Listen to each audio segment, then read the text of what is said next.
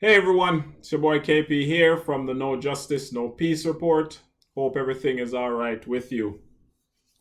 Thanks for the support. Thanks a lot for those of you who stuck around and you have been writing this thing with me. Appreciate it. Continue. Subscribe if you're not a subscriber. Hit the notification bell so you know whenever I'm on. All right? Appreciate it. Thanks in advance.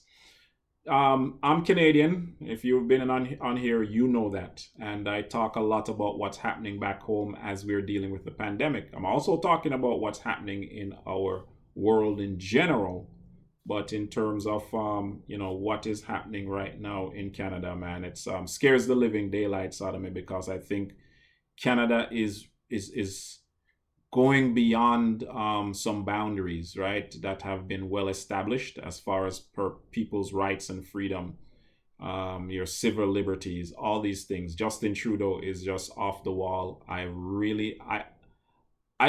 expect this in other places, but I'm still caught off guard in the fact that it's happening in a democratic country that we talk we espouse these things, and we talk about freedom and the willing and accepting people and respecting their decision, especially when the decision, of course, now we understand this decision is a personal one and it has nothing to do with anybody else, as it's being said, or it's being put in a category where if you don't do this, then you're going to be harming others.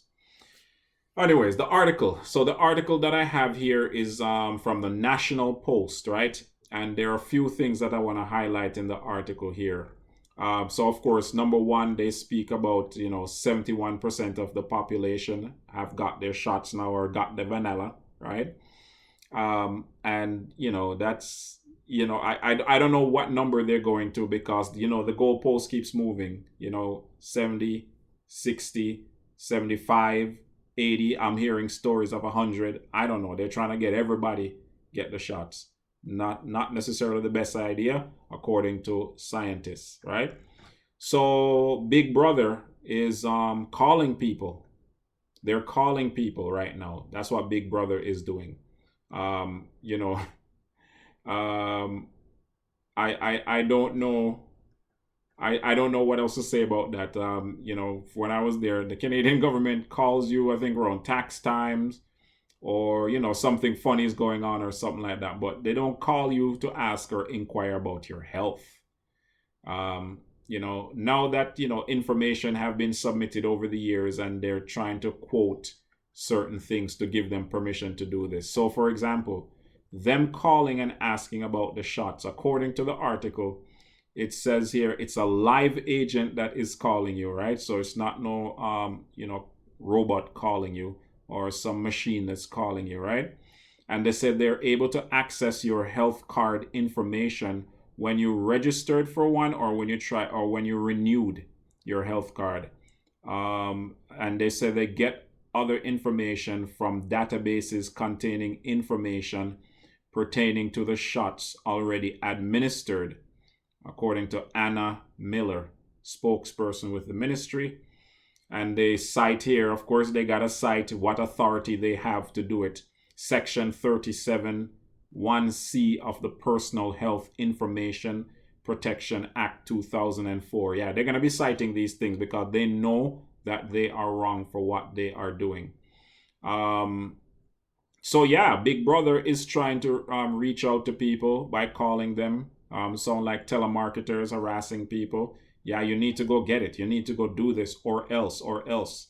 The coercion and the force, I identified that already. The tyranny that's involved. Firing people, and the Canadian government is threatening to take away their employment insurance. People work for this. Taxpayers worked for that. It's not like the government handed them some free money or anything like that. They work for it.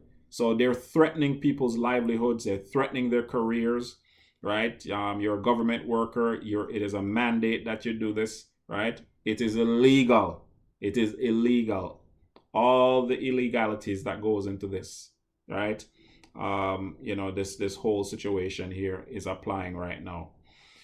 Let me see here. In terms of in terms of anything else that this article is saying, yeah, well, um, I think that's the main thing, is that they're calling people now, and Canada is on the level of communist China social credit system. They have your personal information, and if you don't obey the government, they will punish you.